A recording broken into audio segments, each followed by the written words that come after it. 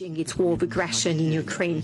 So here I would like to thank Prime Minister Modi and say once again that France stands alongside India. Before I report to you on our conclusions and the way I see them, of course I would like to say a few words and say that all our thoughts go to Morocco and its people. They are going through a tragedy which is touching all of us.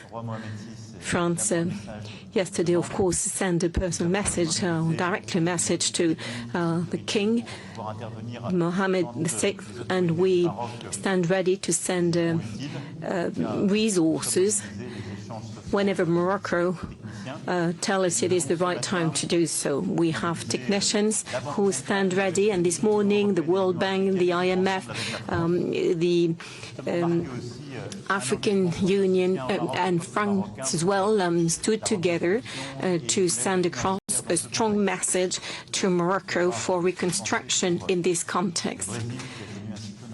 And our thoughts also go to Brazil, who suffered a major storm recently. In this context of the G20, I would like to commend the African Union for joining G20 as a full-fledged member. As you know, France was amongst the first ones to support this candidacy, and in Bali we launched a call.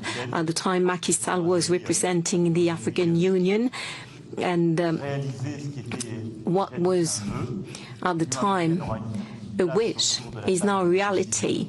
The G20 will sit at the table where the decisions are taken, and I'm very pleased that what we were calling for in Bali has now been approved by all. First of all, this G20 confirms once again the isolation of Russia. A vast majority of the G20 members condemn the war in Ukraine and its impacts. And we've been dealing with the economic and food consequences of this war precisely to maintain the unity of the planet. And the entire G20 also commits to a just and lasting peace in Ukraine, and I insist on these words. That's in accordance with the UN Charter, also is a reminder of our support to the principle of territorial integrity. After the summit we organized in Paris that led to the Paris Pact for the Peoples and the Planet, a number of things that we launched have been endorsed here. And what I would like to tell you, what is important here, is that this agenda we've been promoting for a number of years has moved forward on the occasion of this G20 in India.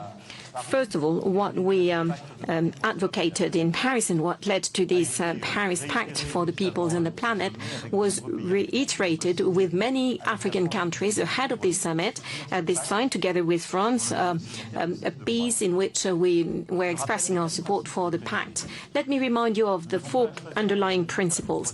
We need not choose between the fight against poverty and the fight for the planet. Second, it is for each country to choose its own path with the support of the international community. Thirdly, we need a major leap when it comes to financing, and all of that very much presided over the conclusions on this topic. When it comes to mobilizing international financing to tackle poverty and climate change, this G20 acknowledged a number of developments. First of all, we exceeded the $100 billion of reallocation of SDRs. It is in 2020, at the time that we decided with the IMF to issue some new SDRs. Then, when we worked on financing the African economies, we agreed to reallocate $100 billion to Africa, and now took back in 2020, it is at last generally $100 billion that are being reallocated. And France did more than what it was requested to do. We reallocated 40% of our SDRs. So I, of course, call upon all countries to continue and, most importantly, to deliver on what they committed to be doing. And next, this year, we will reach the target of $100 billion to finance climate transition in developing countries. And in June, we had a report in Paris telling us that we were about to reach that target. It is a commitment that was made in 2015, and we exerted more pressure so that we could do it. Third element, we could see that what was done in Paris, and remember we had this first meeting of joint financing, all multilateral developing banks attending with the major financial institutions.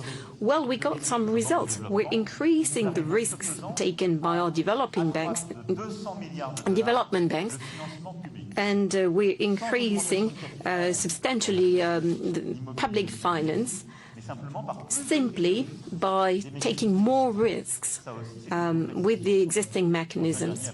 And this is something that was agreed upon in Paris in June.